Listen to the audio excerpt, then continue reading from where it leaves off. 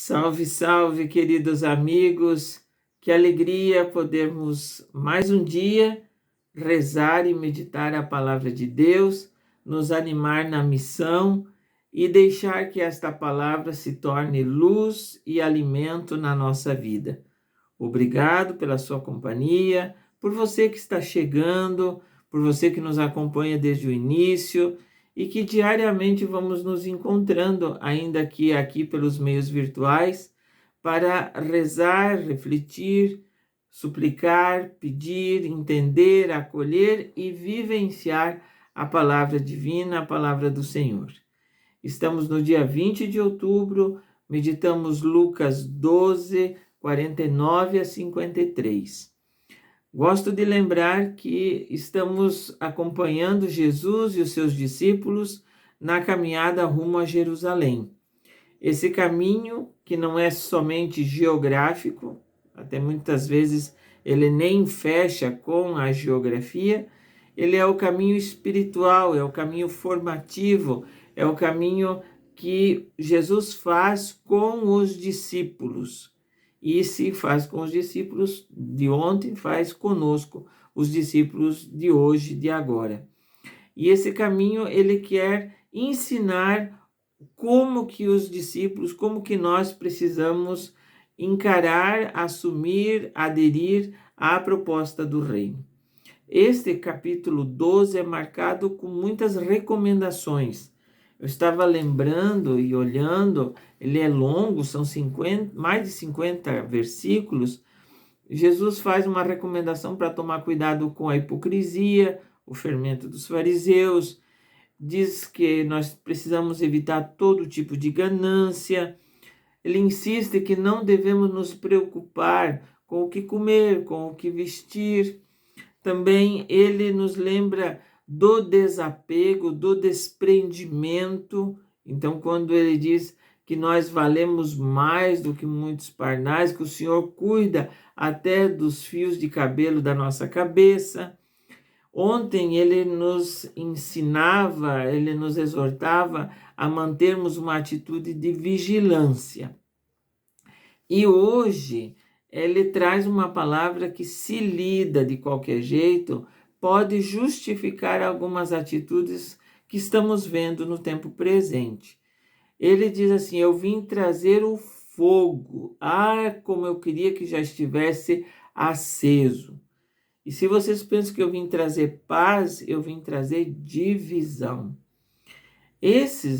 Essas frases, se lidas de qualquer jeito, sem estar dentro do contexto, na linguagem lucana, nas simbologias bíblicas, ele pode justificar muito bem os atos de violência que nós estamos vendo por aí e que, infelizmente, são feitos até em nome de Deus, por incrível que pareça. Então, nós temos que ler e ler a partir do contexto da comunidade lucana.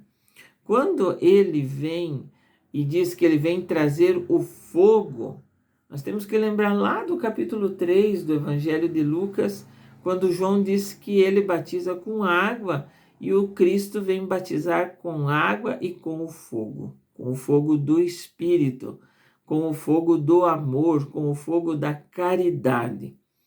A figura do fogo é muito simbólica, porque naturalmente o fogo ele ilumina, ele aquece, ele purifica, ele transforma.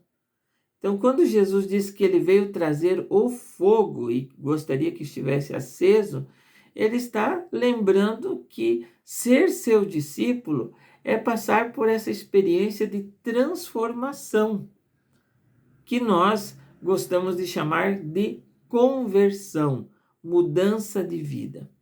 Esse é o fogo do Espírito Santo, aquele clarão que ilumina e que purifica o nosso olhar, nosso modo de pensar, nosso modo de falar, nosso modo de agir. Esse é o fogo que Jesus veio trazer. E a divisão não é, como eu escrevi aqui no meu bilhetinho, separação e violência, afastamento, briga.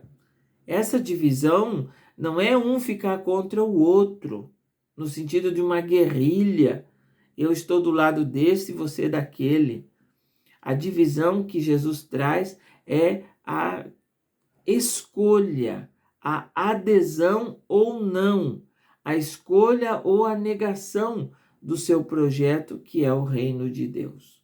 Então, quando ele diz que um filho vai ficar contra o pai contra o filho, a nora contra a sogra contra a nora, uma linguagem muito própria de Lucas, não é para justificar as atitudes de violência, e sim para lembrar que aqueles que aderem ao Evangelho, esses têm uma postura, e as pessoas que não aderiram, não acolheram, não se fizeram discípulos de Jesus têm outra postura, que precisamos respeitar, que precisa haver respeito em ambas as partes.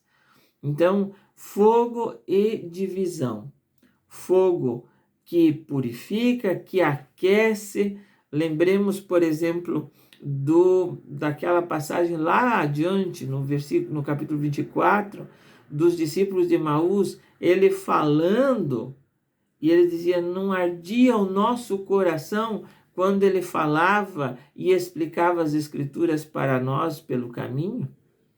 Esse é o fogo que Jesus veio trazer, o fogo que acende, que nos queima, que nos inflama, que faz de nós pessoas animadas, disponíveis, alegres, pessoas que têm a certeza de que essa chama que arde dentro do nosso coração, da nossa vida, é para aquecer aqueles corações que esfriaram pelo sofrimento, pela perseguição, pela dor, pelo luto. É o fogo da consolação, é o fogo do amor, da misericórdia, da caridade, do cuidado. E a divisão sempre será a questão de escolher por Cristo ou renunciar, ou não querer ou não aderir a Cristo. E jamais separação, afastamento, briga, não é? Revolta, discussão, bate-boca, nunca vai ser esta a atitude, ou pelo menos não deveria ser esta a atitude dos discípulos e das discípulas de Jesus. A paz aqui não é shalom. A paz aqui é aquela paz que eu pago o meu imposto e está tudo bem, falando da linguagem bíblica. O povo pagava o imposto para Roma, para os romanos, e simplesmente estava tudo certo. Se não pagava, vinham os exércitos e arrasavam com as cidades. Essa era a paz. Então, essa paz Jesus não veio trazer. Ele veio trazer a paz inquieta, a paz que é fruto do perdão, fruto da justiça, a paz que se constrói e da qual nós precisamos ser instrumento. Não é a paz de ficar zen, de ficar tudo bem e que os outros são os outros, como canta a música. É a paz inquieta que nos coloca em cuidado, em defesa da vida, em defesa dos mais fragilizados. Então, peçamos também uma porção deste fogo que arde em nós pelo batismo, pela confirmação, que nós sejamos aqueles que aderiram de verdade a Cristo e por isso existe ou não adesão. Então, quem adere a Cristo tem um jeito, quem não adere tem outro jeito, mas que haja respeito e que nós sejamos todos os dias instrumentos da paz inquieta que Jesus traz e que Ele, que é o príncipe da paz, nos faça, cada um e cada uma, seus instrumentos. Fiquem com Deus e um grande abraço.